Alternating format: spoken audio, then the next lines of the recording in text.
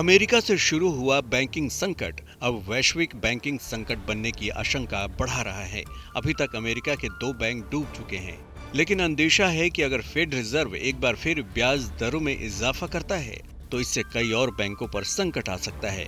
अगर ऐसा हुआ तो फिर इसका असर भारत की आईटी इंडस्ट्री पर भी पड़ सकता है। दरअसल सिलिकॉन वैली बैंक और सिग्नेचर बैंक के डूबने के बाद कई दूसरे बैंक अपना वजूद बचाने के लिए संघर्ष कर रहे हैं। यूरोप के सबसे बड़े बैंकों में एक क्रेडिट स्विस की हालत खराब है। अब इसका असर भारत में भी देखा जाने लगा है।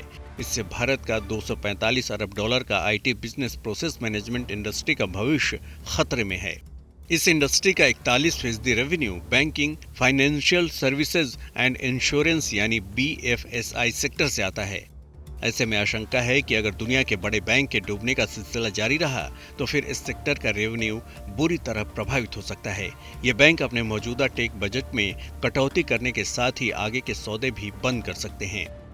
अगर बैंकिंग संकट गहराता है तो इसका सबसे ज्यादा असर TCS, इन्फोसिस, विप्रो और LTIMA इंडस्ट्री पर पड़ सकता है।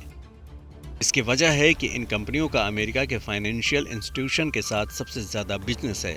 दुनिया भर में रिटेल बैंकिंग सेक्टर में टेक्नोलॉजी में निवेश के मामले में उत्तरी अमेरिका के बैंक सबसे आगे हैं। फाइनेंशियल एडवाइजरी फर्म सेलेंट के आंकड़ों के मुताबिक 2022 में इन बैंकों का आईटी बजट 82 अरब डॉलर था, जबकि दुनिया का बजट 250 अरब डॉलर था। बैंकों के टेक बजट पर खर्च से भारतीय आईटी कंपनियों को काफी फायदा हुआ। नेस्कॉम के मुताबिक 2022-23 में इंडस्ट्री का 41% BFSI से आया। इसमें नॉर्थ अमेरिका की हिस्सेदारी 50% से ज्यादा है। विप्रो का 35% रेवेन्यू BFSI से है।